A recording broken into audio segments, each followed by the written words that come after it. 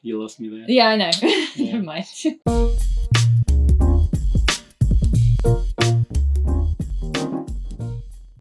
Today we are going to talk about D780 and how it compares with the rest of the Nikon lineup. So let's talk about AF system. So in a viewfinder, Nikon using 51-point AF system. It is a new AF sensor. They call it Multicam 3500 version 2. Mark 2, yeah. It is definitely faster than on D750. It definitely feels snappier. Now, it is a hybrid system. So now we have an improvement in autofocus in live view as well. So they're using 273 points, similar to Z6 cameras. And compared to previous DSLRs, even D850, autofocus in live view has definitely improved. It's much faster. It also gives you the face detection AF with and eye detection as well. Eye detection. So that is super useful if you're using live view for video work, or if you're shooting in live view and you're doing fast moving action. So that's the autofocus system, which, to be honest, was one of the biggest changes, I think. It will also supposedly autofocus at -6 EV, which that's very dark. Amazing. I mean, that's, you know, pitch black sort of level, so that's impressive. Next, I want to talk about the processor. The D780 takes the same processor, the X-Speed 6, as the Z6 and Z7. Why is it important? I'm glad you asked.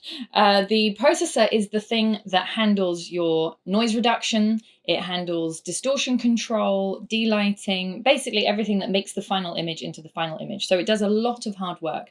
If you have an amazing ISO range on your camera, but you don't have an up-to-date processor, you will have very, very noisy pictures at the higher end of the ISO range. So I'm always a fan of looking at what processor is in the camera. It's very nerdy. But that is also helped by the sensor. Yeah, so once we finish with unimportant stuff, let's talk about sensor. So it's a new 24 megapixel sensor. Sounds like the same resolution, but it's actually a newly developed sensor. It's backside illuminated sensor. Yeah. What that means is it's able to have better dynamic range, but also will be a lot better in low light. So from our brief comparison with other cameras, it's very similar to Z6, so which is really good. So 10,000, 12,000 ISOs are very usable.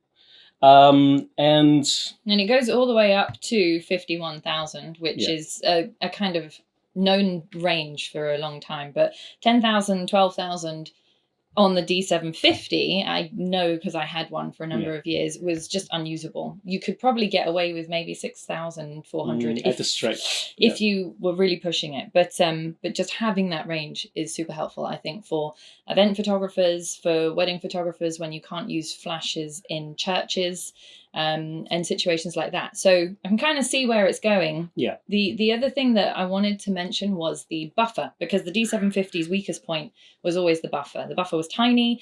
You do a set of shots and then it would fill up pretty quickly. So with the D780, we've done some tests and they were quite interesting. Yes.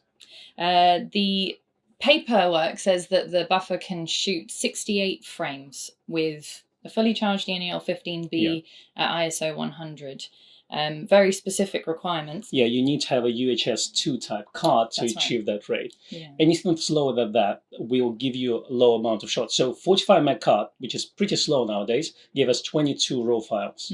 So anything faster than that, you should see definitely an improvement there. Yeah, which makes a big difference if you're doing a frame burst during a crucial moment of a wedding ceremony or an event, and suddenly your buffer fills up and you can't take any more photos. So that was a handy thing. Couple of other bits to mention. I'm going to get nerdy on you again. It has focus stacking, and thank you. And it also has the negative digitizer. So a couple of little borrowed features from the D850. Things like that excite me. So I don't care that you're wondering about it. Well, I think that we finally got a replacement of D700. Forget D750, D780 where it's at. It feels much nicer. It's bigger. It definitely feels more robust. Much better grip, no built-in flash.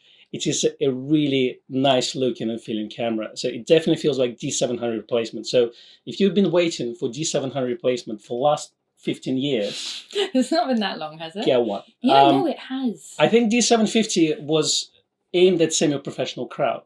While it was used by professional photographers, D780 definitely feels like a true professional camera, hence the grip. But the rest just feels really nice. Yeah. So Becky, why D780 and not Z6?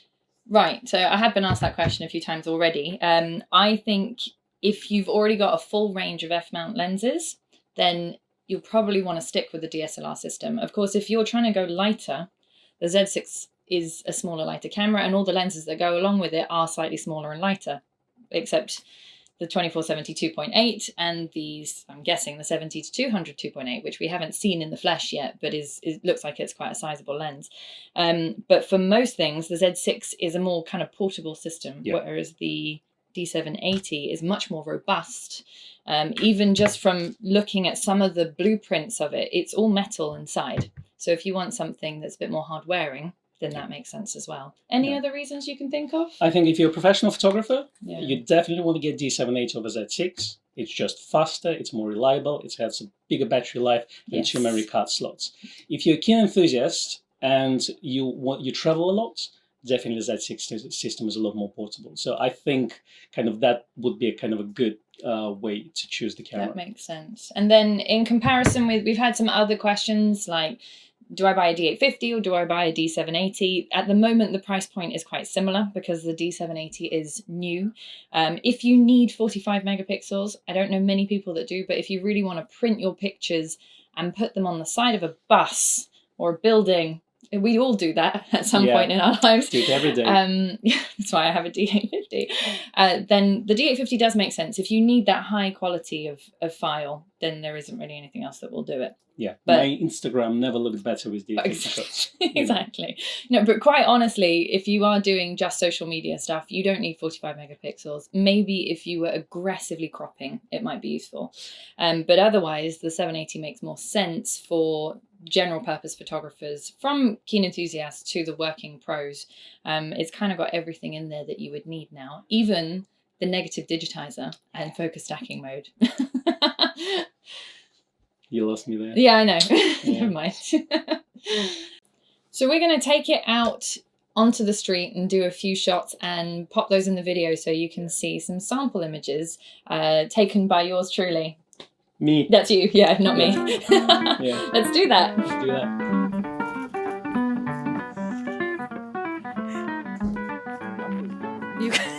You got the lens.